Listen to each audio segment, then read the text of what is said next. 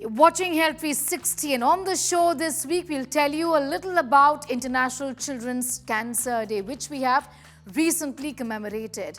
This week we're also going to be spotlighting the high recovery rate of childhood cancer and all that you must know about it. Doctors now say that obesity is not a lifestyle disease because it involves abnormal biological processes. As a result of them, causing health damage. It has clear diagnostic criteria and requires medical therapies. We have to stop looking at obesity as a lazy person's problem. Ground reports now patients with rare diseases are living in spite of assurances from the government. What about funds utilization for them and treatment which is prohibitively expensive? We explain why a diet soda is more dangerous than sugar-sweetened drinks. Our focus on it because Gen Z is driving India's zero sugar drink boom. I'm Sneha Mordani. You're watching Health360.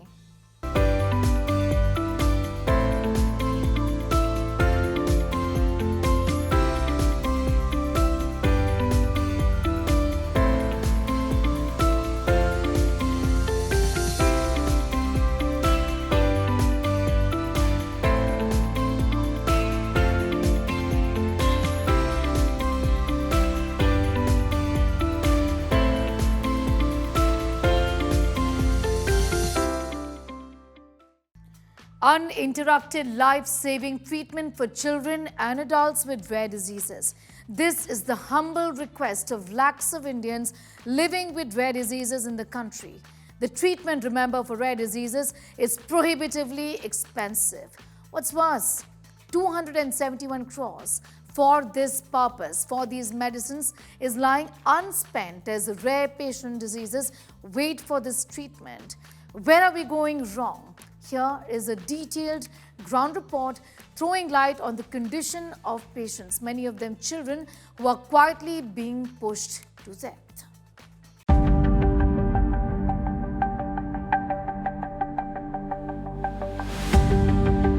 17-year-old Nayan suffers from MPS II, also known as Hunter's syndrome, a rare disease.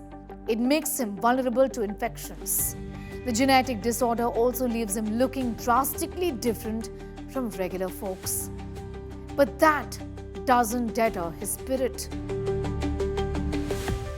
जब ये 2.5 years का था तब तो कोई issue नहीं था. उसके बाद हमने देखा तो काफ़ी सारे इसको इश्यूज़ होने लग गए थे, इसकी हाइट में भी, और इसको क्या बोलते हैं, फिंगर्स में इश्यूज़ हो रहा था और हाइट नहीं बढ़ रही थी. तब हमें पता चला कि कुछ तो इशू है. उसके बाद हमने इसे एम्स में ही दिखाया और तब हमें बाद में पता चला था, आई थिंक 2016 के अराउंड, कि इसे MPS II है, जो कि एक जेनेटिक डिसऑर्डर है और वो बहुत कम बच्चों में होता है और उसकी वजह से बच्चों की ग्रोथ रुक जाती है. जैसे बाकी बच्चे खेलते कूदते हैं इधर उधर, तो उसको बहुत ज़्यादा इशू होते हैं. सुबह उठता है तो बोन्स में उसको दर्द होता है, बैक में पेन होता है एंड बहुत सारे इश्यूज़ रहते हैं regular day to day life में.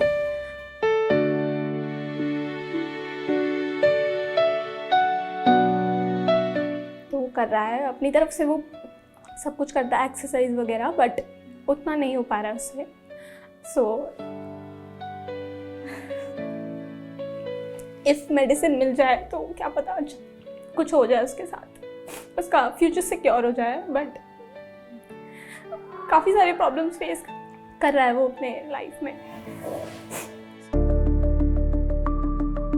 The Union Health Ministry recognizes and considers Hunter's syndrome as a rare disease.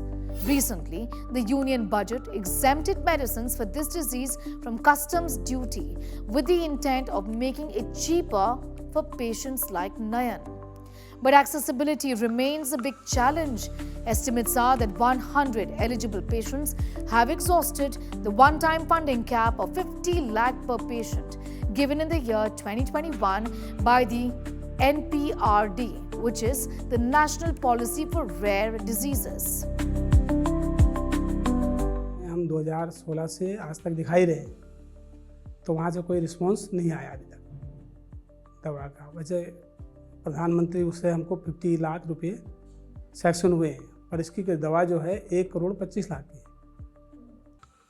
तो अभी तक वहाँ से कुछ नहीं मिला। हमने कोशिश बहुत करी है कि दवा तो महंगी है, ये बाहर से आती है दवा, हमारे पास है नहीं, तो उन्होंने आज तक कोई दवाई नहीं दी, उन्होंने ना कोई गोली ना कुछ नहीं दी। वो तो हम ही लोग अपना ये आयुर्वेदिक होम्योपैथिक डॉक्टर को बच्चे को दिखाते हैं, उसे थोड़ा इसका ठीक है। As per India's national policy for rare diseases, there are between 7,000 to 8,000 such rare diseases in the world, with less than 5% having therapies for treatment and 95% with no approved treatment.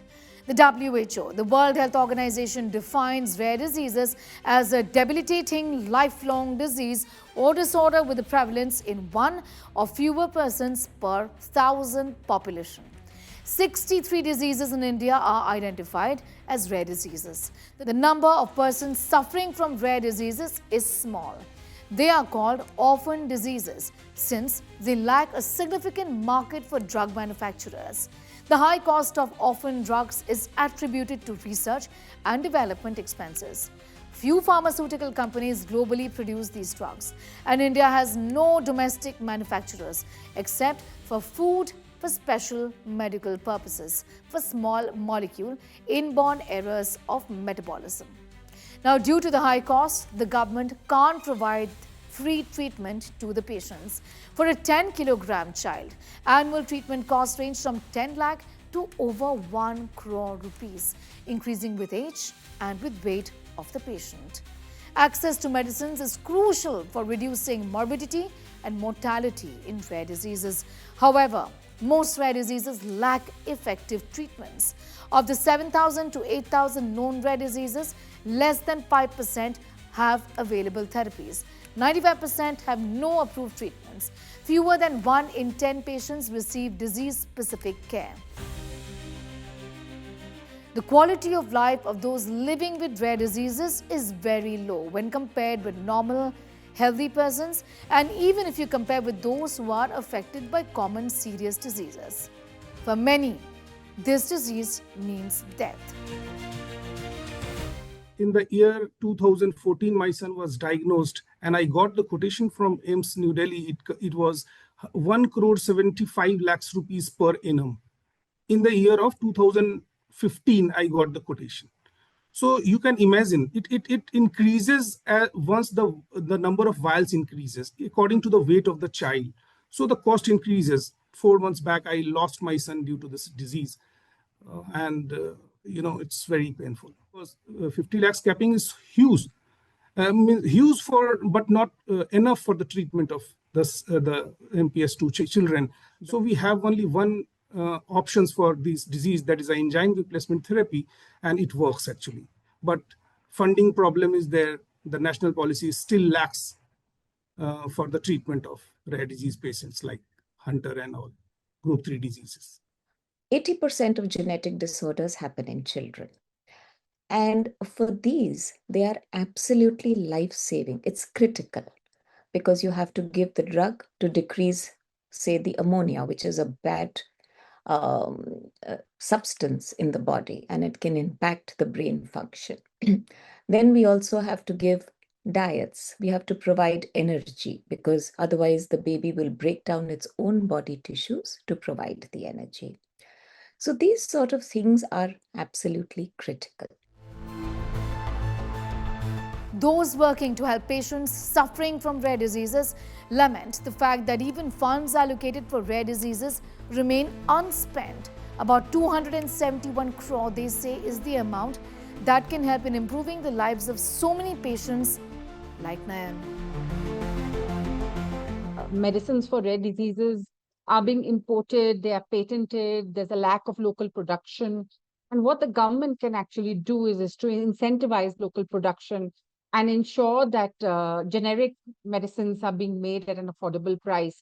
These rare disease medicines can be made at a fraction of the cost of what they are priced today. So they can be lower by 99%. India can play the role of the pharmacy of the developing world by providing rare disease generic medicines at affordable prices to low and middle income countries. The need of the hour, experts say, is to ensure urgent and uninterrupted life-saving treatment for children suffering from a range of rare diseases. For thousands of families across India, the word cancer-free marks relief and new beginnings. But what happens after treatment ends has until now remained largely undocumented in the country. What happens when they make it with recovery rate at 94%? Parents speak of the challenges they face. Doctors also advise on signs to look out for as far as cancer in children is concerned. Yes, Mom. So it was May end, and she had very high fever. We went to many doctors, to Delhi, to Noida and to Delhi NCRs, and reports were okay. And then I was going to office and I got a call. It was from the doctor. आप एक बार ना बच्चे को लेके आ जाइए, थोड़ी से blood test में अभी कुछ इनिशियल रिपोर्ट्स आए हैं and they are not looking very good. We were hopeful चीज़ें ठीक होंगी, ऑल्दो हम लोग थोड़ा परेशान थे कि छोटा बच्चा है. She was just 3.5 years of old when she got diagnosed.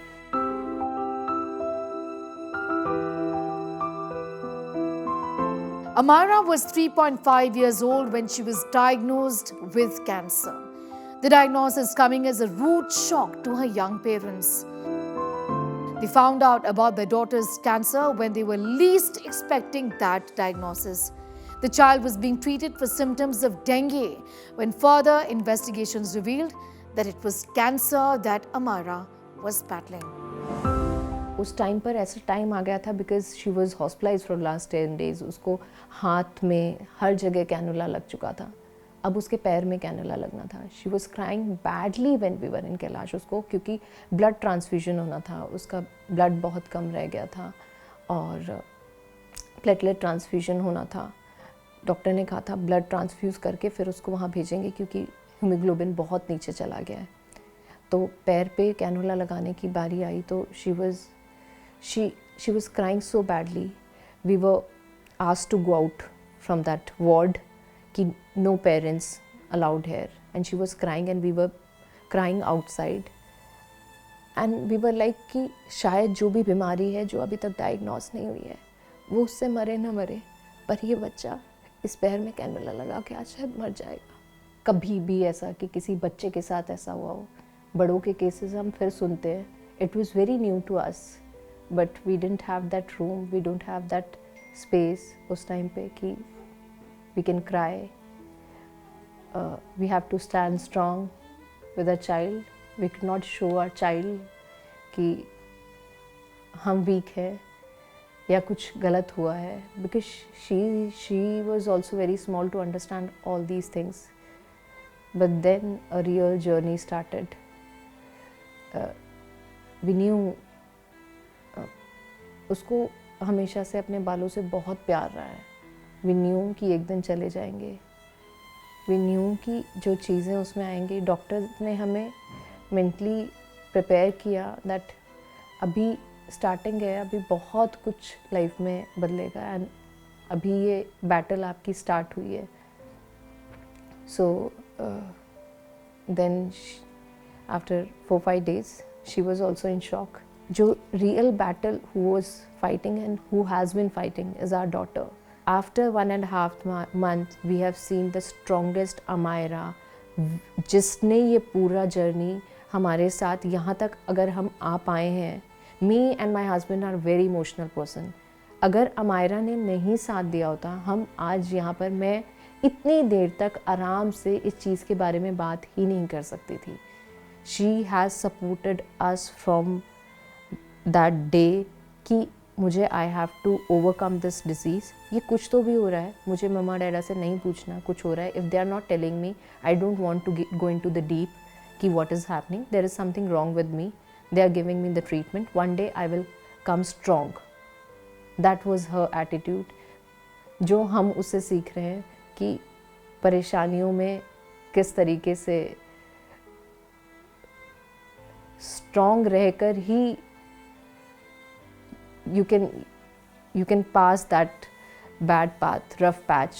It's a total 5-year of journey. When she will be after 5 years, she will be free from this disease. But still we are fighting hard and keeping our finger crossed that she will be back to her normal life very soon. Amira is one among the many patients of childhood cancer that India sees year after year. The good news, though, is that it is highly curable in children.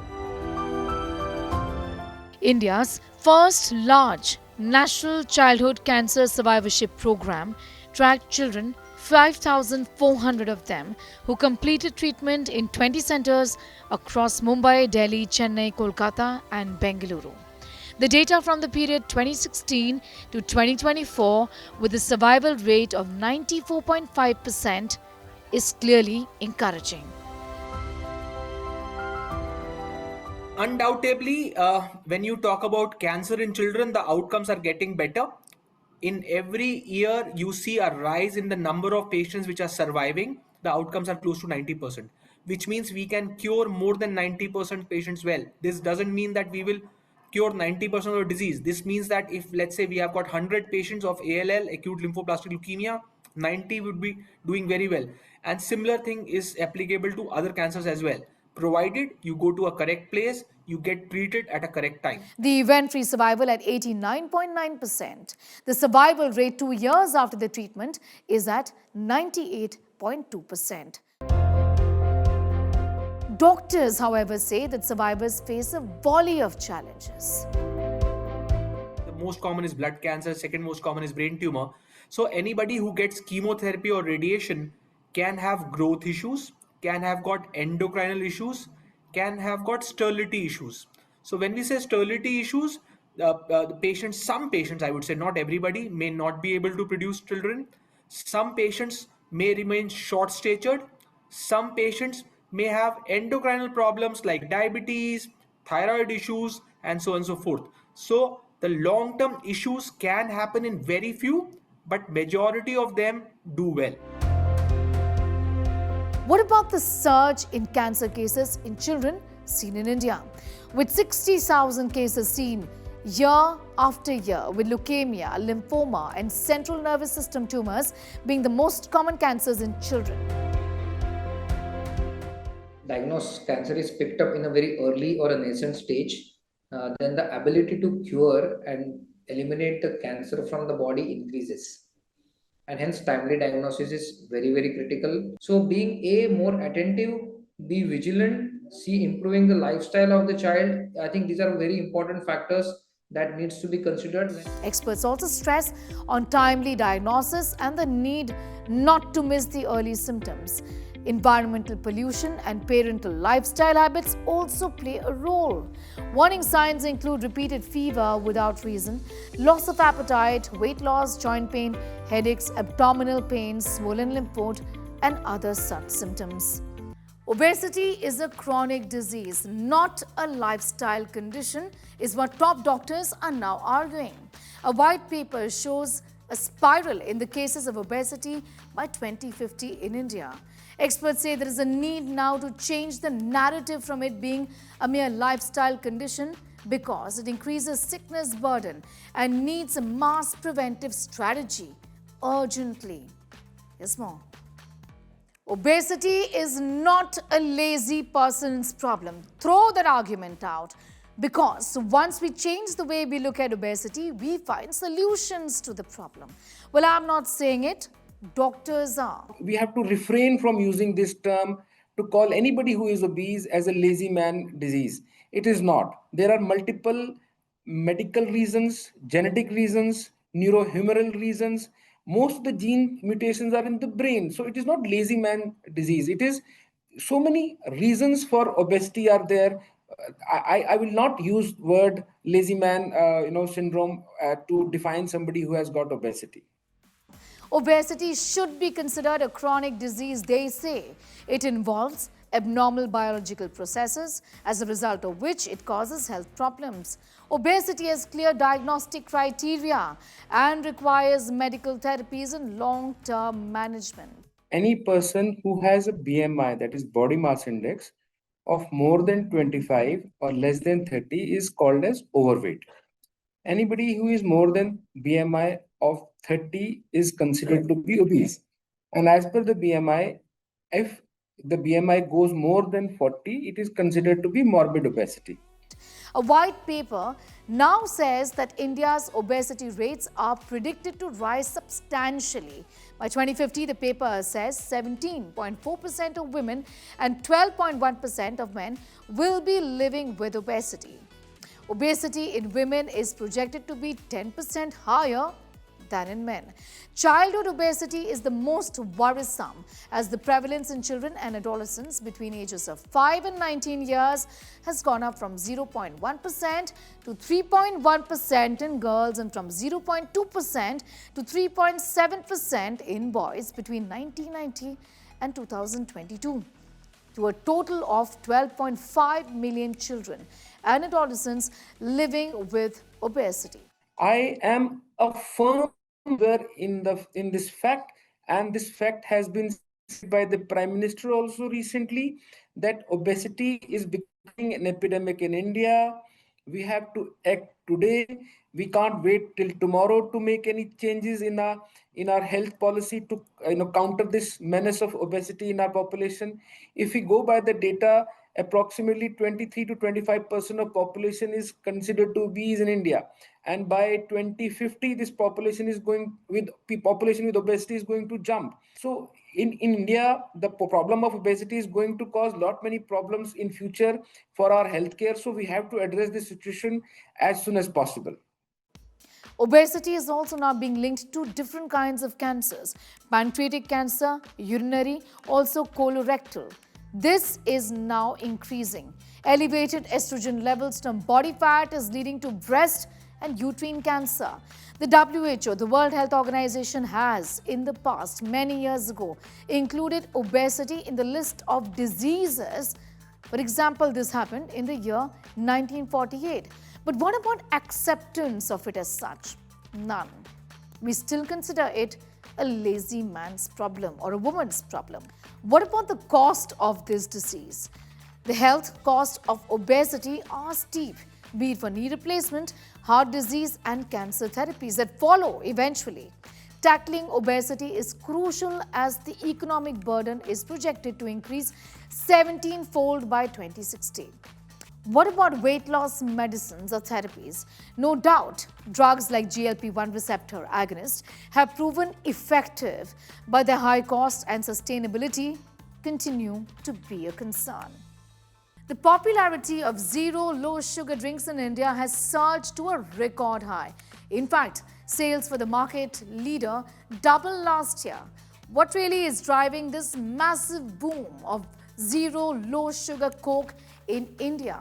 Well, they're being marketed, as we know, as something which is healthier, a healthier version of these soft drinks.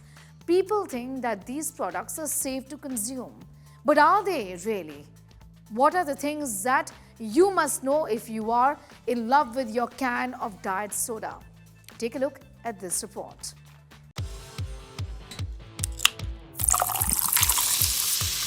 The boom in zero diet sodas or soft drinks in India is impossible to ignore right now. Sales of zero sugar variants, especially from market leaders like Coca-Cola, have reportedly doubled in the past 1 year. Everywhere you go, you'll see zero, no sugar, or diet bottles flying off shelves. So what's really driving this surge? Well, the popularity of zero and low sugar drinks in India has surged to a 5-year high in 2025, and this trend marks the emergence of a major market segment from what was once actually considered an urban fad. Well, there is one brief that if it has zero sugar and zero calories, it obviously would be healthier, isn't it?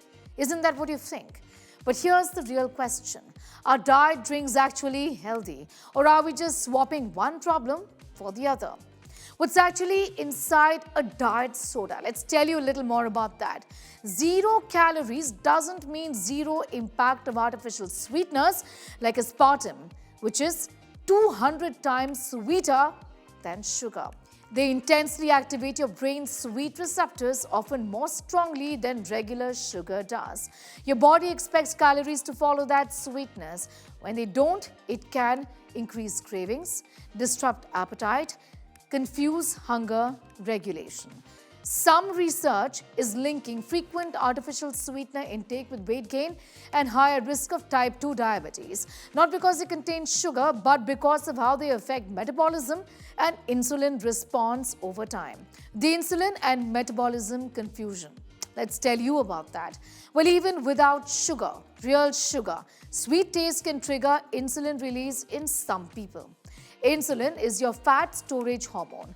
Repeated spikes may encourage fat storage, especially belly fat, slow metabolic efficiency, increase hunger shortly after drinking. So while you're saving calories on paper, your body may be reacting very differently.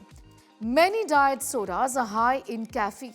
Excess caffeine can raise blood pressure, increase stress hormones, disrupt sleep, cause dehydration, leave you feeling wired, then exhausted, and that cycle can increase cravings for more caffeine or sugar later in the day.